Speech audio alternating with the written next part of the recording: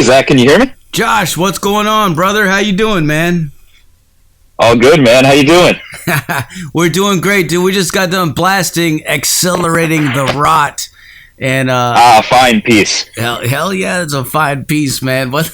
It's fucking a fine piece of rotting fucking death metal, man. I fucking love it, dude. You guys fucking... Hey, success. Glad you liked it. Hell yeah, man. Hell yeah. So how? And hope everybody listening liked it.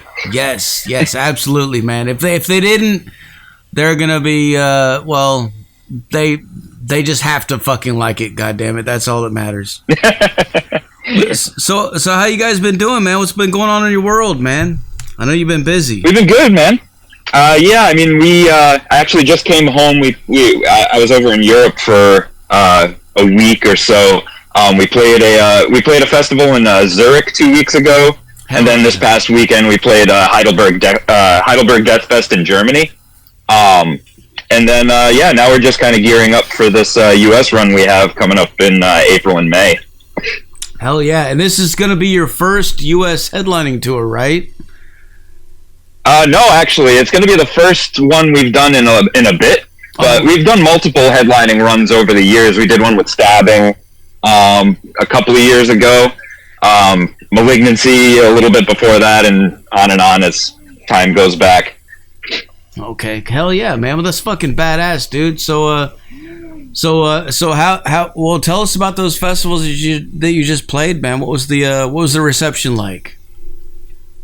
Oh, it was great. They were both really, really good shows. Heidelberg was particularly fun because Gudelax played that one. And if you know Gudelax, you know it's always a party. Benediction played. There was a lot of great bands at both of them, actually. Man. But yeah, it was great to be back over in Europe, especially as like a primer for doing this tour coming up. It was good to get a few shows in a few weeks before, because we haven't played since the tour we did with Sanguisugabog in the fall of last year. So it was nice to kind of shake the cobwebs out a little bit before we hit the ground running on this U.S. tour. Hell yeah. Benediction's fucking badass too, man. God damn, dude. What was that like? Oh, yeah. What? Classic. They were good. Can't really fuck with it, you know?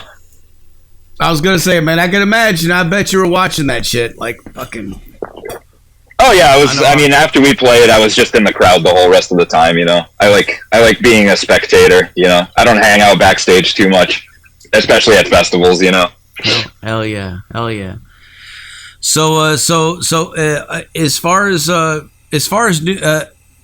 any kind of new music or anything, like, do you guys have anything planned like that or anything? We do. It's just, it might not be what people are particularly expecting, but people who follow the band, it will make sense. I can't divulge much information aside from that, but rest assured, new music is on the way. Hell yeah. Hell yeah. Well, fuck, I gotta ask, what do you mean? You don't think it's not going to be what people expect? You guys going off on a deep dive, or? We'll put it this way. I mean, it's material that Defeated Sanity has explored one time before, about 10 years ago, and we'll be coming back for a round 2 on that material. Again, real fans of Defeated Sanity will know what I'm talking about when I say it's not like the brutal shit, it's something else. But then we'll also be doing the brutal shit after that is complete. Hell yeah! Well, I'm sure it's still gonna be badass, dude. What the fuck, man? I mean, oh yeah, people will love it. It's great stuff. We were doing work on it that week we spent in Berlin between that festival in Zurich and Heidelberg. So yeah, the music's coming along great. Everybody's gonna love it. Hell yeah. But I know what you mean, though. I mean, like, metalheads are so fucking particular about shit, man. You take anytime you change anything or do anything different or something, try something new or whatever, you know, you're always going to have somebody. Oh, yeah. Somebody's going to be in there like, what the fuck is this? What are they doing? Yeah. But. Oh, I mean, yeah, we deal with that. I mean, every album, I feel like, with Defeated Sanity evolves a little bit in its own way. We stay true to the brutality, but I feel like every album evolves and does something a little different, even in my time in the band over these 10 years, you know? Yeah. But, I mean, you got to do that, you know? Like, you got to you gotta do what feels good and keep it fresh, you know. Yeah, exactly. And plus, it's nice when you play shows and you play stuff from every album. It's nice to feel like, oh, this song from this album feels distinctly different from this song on this album, even though it's played in the same space and time. You know, if you write all the same kind of material all the time and then play a show across multiple albums, it can just sound like you're playing all stuff from one album. You know? Yeah, for sure, man. Hell yeah. Well, well, big shout out to Season of Mist for hooking us up with the interview as always, man. Those guys are awesome. I love them, man. But tell us what's the experience been so far working with them as a label, man? How's it been? Oh, it's been great. I mean, Will's taken great care of us. Love you, Will. Shout out to Will, of course. And yeah, I mean, the step up in PR has been great for us. I mean, Chronicles of Lunacy has been a great success for us as an album. I feel like ever since the switch over to Season of Mist, our listeners have gone up, our PR has been better. Just I have nothing bad to say. You know, it's been really good. I feel like even the shows, like the turnouts have been better. Like word of mouth is spreading a bit faster. So yeah, nothing bad to say. I'm very happy to be part of the Season of Mist roster. Yeah, dude, that's an awesome label, and they have so many badass bands that are on their roster, man. And I just I've always liked them, man. They always deliver. Yeah, they keep it real too. I mean, they transcend genres. You know, there's something from everything on the Season of Mist roster, and it's almost always like really top tier bands from any given subgenre of metal that they're always representing, you know. Hell yeah, man. Hell yeah. So tell us a little bit about. I mean, for people out there that are tuning in that maybe never heard of you guys before, can you give us a brief history rundown of how the band got started and how long you've been doing this and everything? Sure thing. I personally am not an original member. I've been with the band about 11 years now. But the band was actually founded by Lilla, the drummer and songwriter, and his father, Wolfgang Teske. And the band formed, I want to say, like 93. So yeah, the band's basically been around as long as I have. I was 2 years old, you know. Wasn't doing vocals then.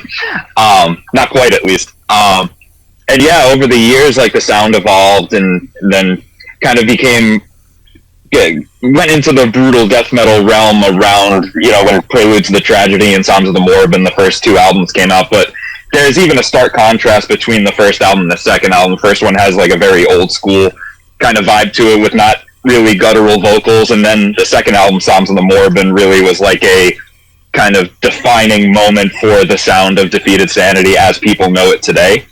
And then yeah, I mean, the rest is history. There's been some lineup changes over the years, but not as many as some other bands. You know, some other bands, it's like, you know, a telephone book reading the previous members and stuff. But no, the lineup had been relatively consistent over the course of, say, like 20 years. You know, our latest addition, obviously, Von Stoffe on guitar. He's been with us now, I think, like 4 years or so. I think his first show, his first gig with us was in Berlin in, I want to say 2022, but I may be off by a year or so.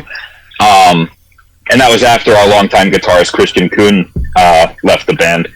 But yeah, and as of now, the lineup's been rock solid for the past few years, and yeah, it's the lineup that we recorded Chronicles of Lunacy with, and what we're hitting the road with. So it's yeah, we feel very much it as a strong unit at the moment, you know. Hell yeah, dude. What was it like for you when you joined the band? Were you already a fan? Like, oh yeah, I mean, Defeated Sanity was one of my favorite bands, so it was very, and to this day, it's very surreal to be in Defeated Sanity, you know, and to have contributed what I've contributed up to this point. But I still always get those moments where, like, you know, I'll listen to or even perform songs from, say, like the first 5 albums, and just be like, man, I just remember like listening to these and like just jamming out to them when I was in like college, high school, you know. So So it's always surreal. And I had this conversation with Vaughn, our guitarist, just last week, actually, how sometimes it's weird, like when we'll bring a new song into the set that's from an older record, and it just feels really like it's a very surreal experience to play a song that we're so familiar with as listeners, and then finally being able to get in the room together as a band and play those songs, you know? It's very, I don't know, it hits different, you know? Yeah, man, I bet, dude. I bet it's like some fucking hair sticking up on your arm and shit kind of thing.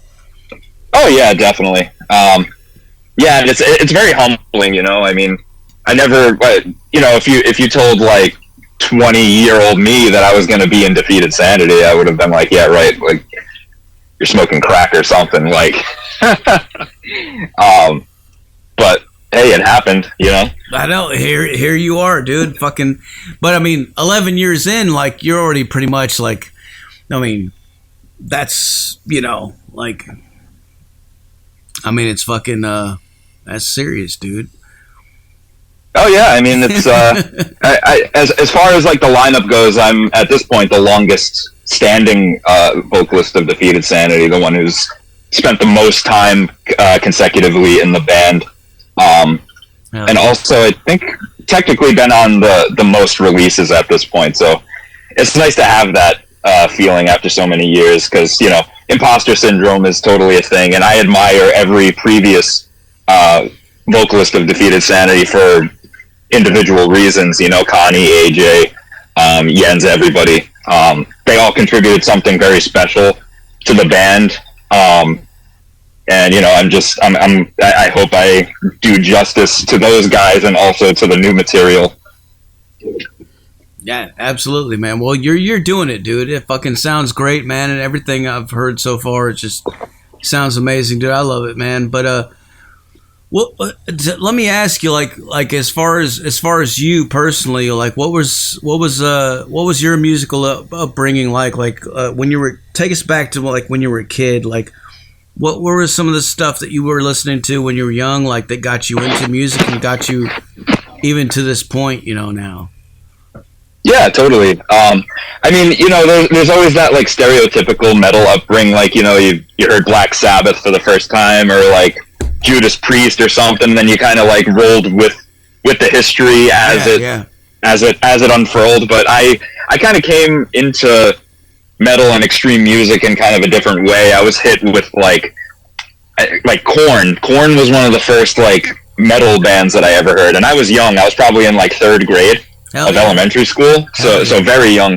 Like Korn, Slipknot, bands like that kind of got me into that, you know, just the timbre, so to speak, of extreme music, quote unquote extreme music, if you want to call Korn extreme music. But well, I mean, it was at one time, you know, especially for people. Yeah. If you never heard that stuff before, like that, definitely I could see how that was, you know. Yeah, absolutely. But then, yeah, it didn't take long before I discovered actually the first death metal album I ever got my hands on was. Yeah, you ever heard of that live album by Cannibal Corpse, Live Cannibalism? Yes.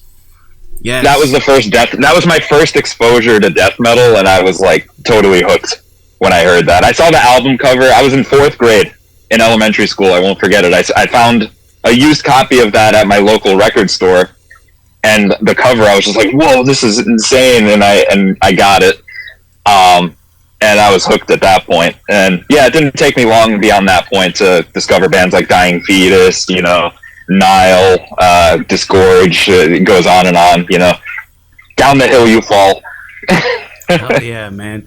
Dude, speaking of Cannibal Corpse and live albums, man, there's a bootleg that I recently discovered. I can't remember the name of it. It's got a crazy cover. But like I don't know where it's from, but it's from the Bleeding tour.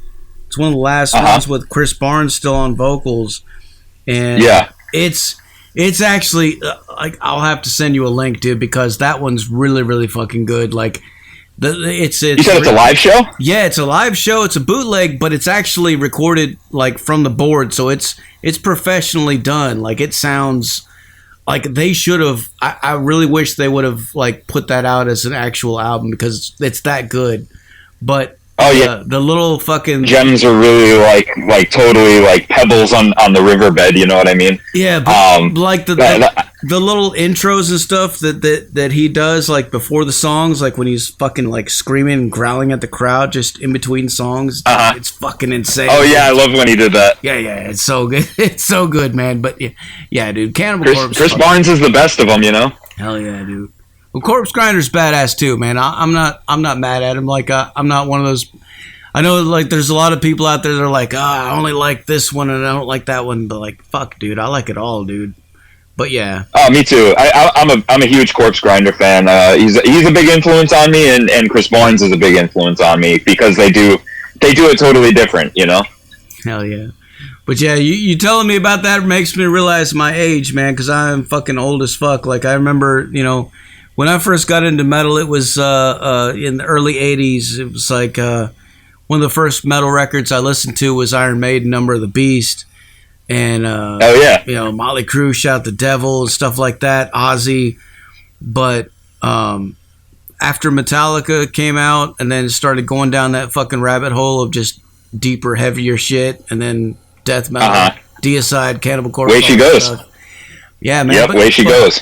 But, you know, in the early or in the late 90s, early 2000s, like you mentioned, you know, Korn and stuff like that. I was getting into stuff like that too. Like I've always been into like what are the kids, you know, what are the kids fucking listening to? What else is out there? Like what's coming up that's new?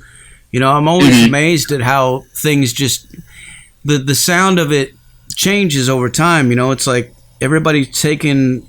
But it all goes back to Black Sabbath and, you know, and all that shit from the fucking 70s. But like, it's crazy. Like, of course. How it just changes over time, you know. And now we have all this fucking deathcore shit and all this crazy stuff that's just so insane. But like, it's always evolving. It's always changing. And I just think it's all cool, man. I love it all, dude. Like I've always, you know, I mean, so definitely, you know. But yeah, the new metal shit in that during that era was definitely groundbreaking and that's cool to talk to people like you that grew up with that, like that was sort of like your gateway, I guess, into it, you know. But then you go backwards and you're able to there's just so much to fucking find, man. Like once you get into metal, the gates open, man. It's like there's just all this different stuff, man. It's amazing.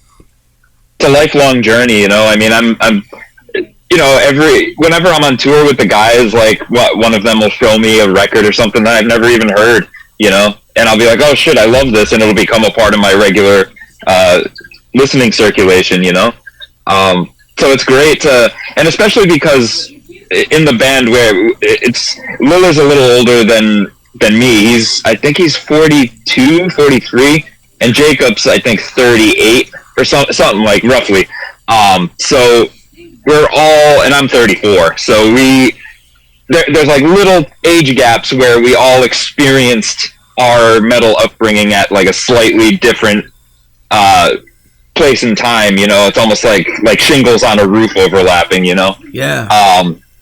But Lilla's like an absolute fucking encyclopedia of metal. He'll know like any album that matters. He'll be able to tell you like who played guitar or bass on it. You know, he's that deep into it. You know, so it's always nice to just talk shop with him. Because who needs Metal Archives when you got Lilla Gruber at the helm? You know. Hell yeah. I like that, man. Like shingles on a fucking roof, dude. That's a good analogy of it. Yeah. That makes sense. Yeah, kind of does. It's applicable in multiple things in life, you know. Hell yeah. So what else you guys got coming up next for you, man? Anything special that you want to announce right now? Yeah, so I mean, nothing that hasn't already been announced, but yeah, we got this tour coming up that we're really excited about. It's our first headlining tour in a few years in the US, so we're hoping that the amount that we're hyped for it is also reflected in the audience every night, which we think it will be. It's a great lineup.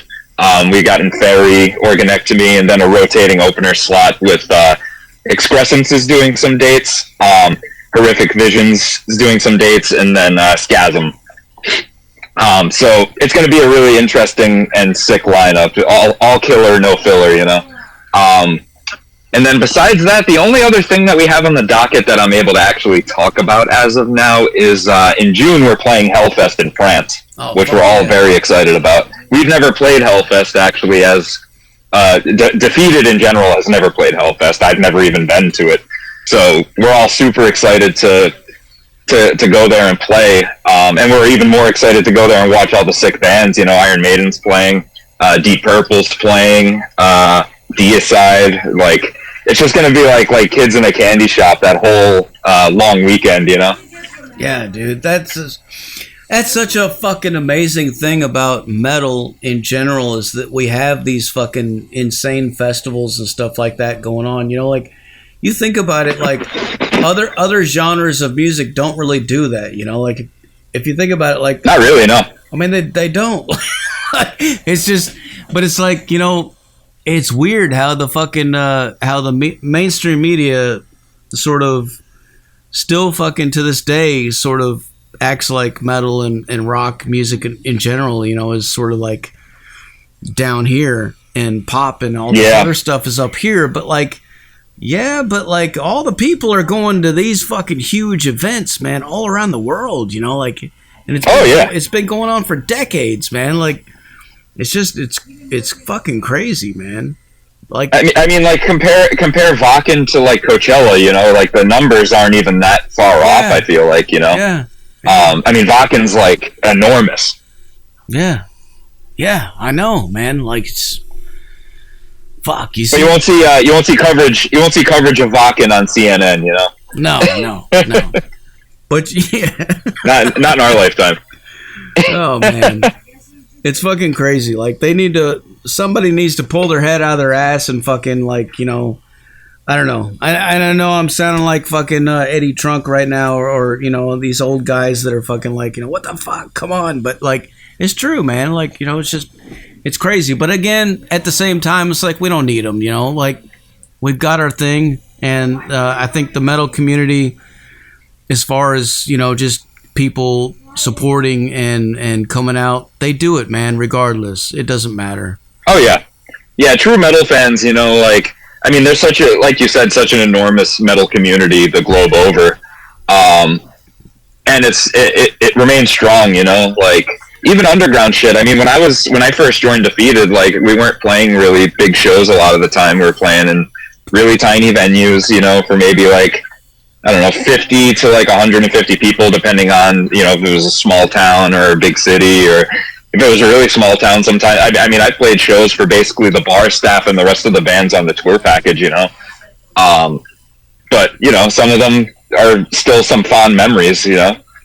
But, yeah, it's, you know, the community always has been, and I think always will be, very strong and tight-knit, you know. Yeah. I mean, you know, when I first got into radio and doing this whole thing, like, and opened myself up to accepting submissions and stuff like that, and it just snowballed. And like every single day, man, every day when I wake up, my email inbox is filled with hundreds of new bands that I've never even heard of, man. And yeah, it's crazy. You know, I can only imagine, you know, like, it's just, you know, and I'm only probably tapping into a small bit of it, you know, but like the whole fucking world, there's so many every day, man. Just something, some other kids fucking getting into it and starting a band and coming out and doing some shit. And it's amazing, dude. It's a beautiful fucking thing. And it's a cool, I'm just glad to be a part of it, man. I'm just glad to be sitting somewhere where I can check some of it out. You know, I can't check all of it out, obviously, but, you know, of course, yeah, what I can. And it's a life's work. It is, man. It is. But yeah, it's amazing, dude. And it gives me hope, you know, because it's like, you know, this thing that Ozzy and Black Sabbath, they gave us fucking so many years ago, man. It's carried on through all these decades, man. It just keeps going and it keeps going, man. You know, and I'm excited to see like where it goes and where it keeps on going, man. Yeah, I mean, it doesn't seem to be slowing down. If anything, I feel like, especially in our sector, in death metal, I feel like we're kind of going through a boom at the moment. Yeah.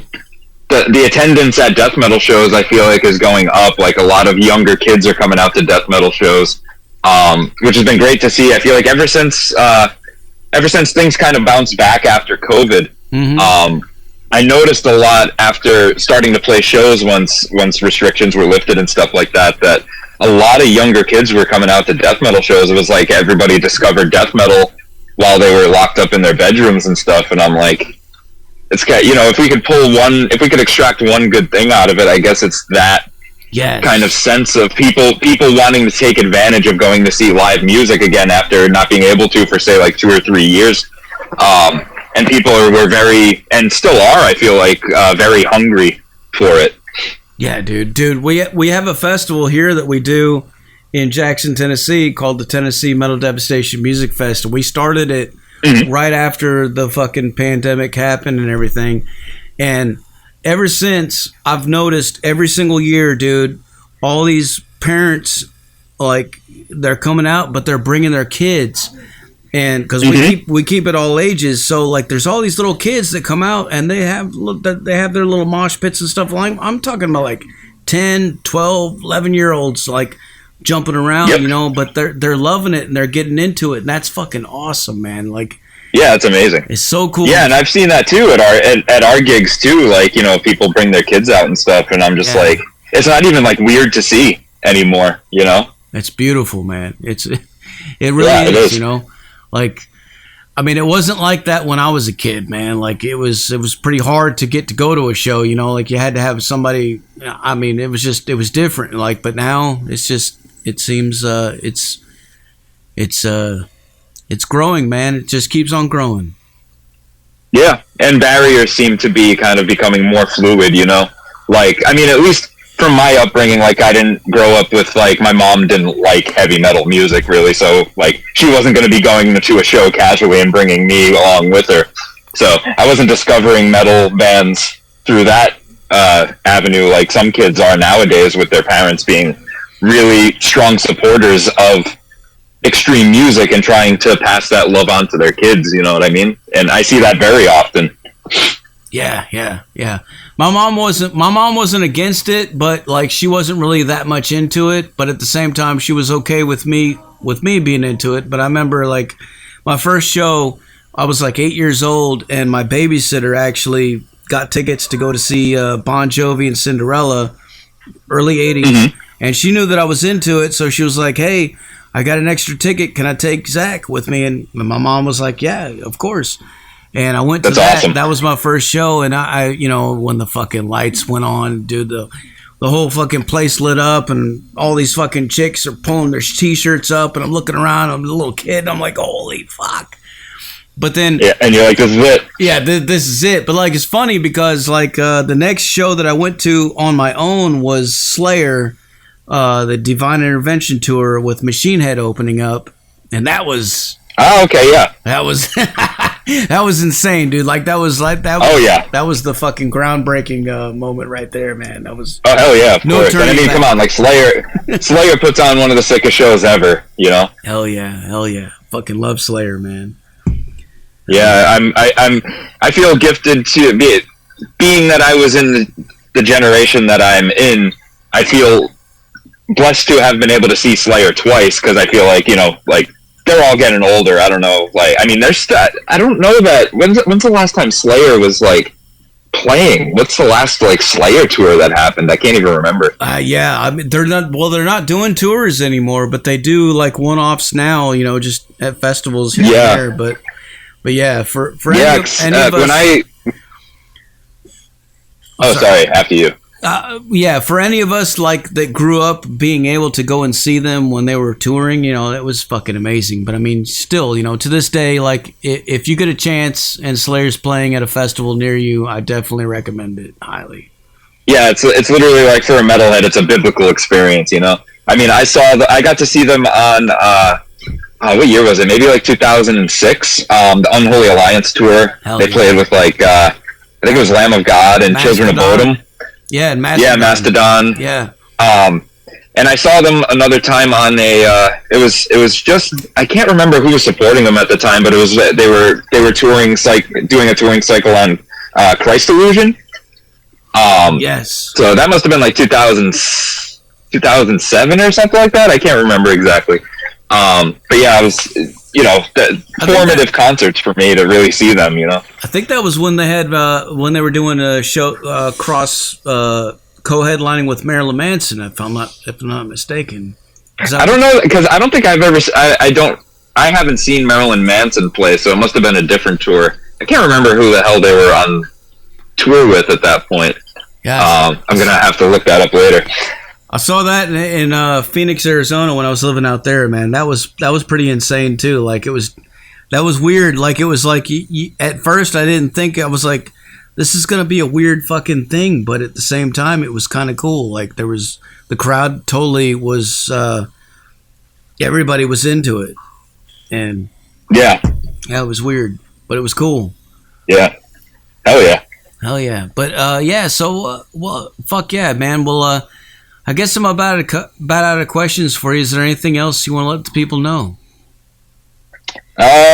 Yeah, I just guess for folks who are listening from the U.S., like, please come out to these shows that we're playing. We're starting off April 16th, I believe, is the first show in Anaheim, California. Hell yeah. And then this tour routes through the entire U.S., except I know the furthest up to the northeast we go is New Jersey, so anybody any Boston, like New England homies of mine, I know you got to drive down to New Jersey to see us on this run, but I just encourage anybody to come check out the shows, you know, especially if you haven't seen us before, you know. Be great to see some new faces out there, and we're covering a lot of ground. We're literally on tour the entire month. It's the 16th of April to the 16th of May. So, yeah, come out and say what's up, you know. We're always in the crowd. You can come find us, say what's up. And yeah, we're just really excited to play the U.S. again and see what's on the horizon. Hell yeah! Any chance you guys could ever come into Tennessee, man? I'm trying to remember. Here, hold on. I'm gonna pull up I have the tour flyer handy just in case any questions came up, and I'm gonna see. Yeah, the closest we're playing to Tennessee is probably North Carolina. Everybody was. But we have played. Yeah, we played Tennessee in 2016, I believe it was. I think it was Nashville, or maybe it was Knoxville. I can't remember, but we definitely have played in Tennessee, and it'll happen again at some point. Yeah, man, dude, definitely. If you guys get a chance, or if something opens up, do it, man, because there's so many metalheads here that they get starved out, man. They don't get to see a lot of fucking shit because a lot of the booking agents, you know, they're always booking everything around us, man. But down here, dude, like this place, it is hopping, man. There's a lot of fucking metalheads down here, man. So, oh yeah, and hey, speaking of Tennessee, shout out to my boys in Brodican. Are you familiar with Brodican? Yes, I've had them on the show before. Good dudes. Oh yeah, 'cause Jamie and Mike are from Tennessee, so special shout out to those guys. Fuck yeah. Hell yeah. I believe Knoxville. Yep. All right, Josh, well, before I let you go, can I get you to make us a station tag real quick? Yeah, absolutely. This is Josh from Defeated Sanity, checking in from Metal Devastation Radio, and keep it sick, motherfuckers, you know? Fuck yeah, dude. Hell yeah, dude. I didn't even have to prompt you, man. You just already did it, man. That's... Yeah, you know, I've heard enough of these to know kind of how it's supposed to go. Hell yeah. All right, man. Well, thank you so much for taking the time to talk to us. I really appreciate it, dude. And what I'm going to do now is I'm going to blast some more Defeated Sanity for these motherfuckers so they can lose their sanity, all right?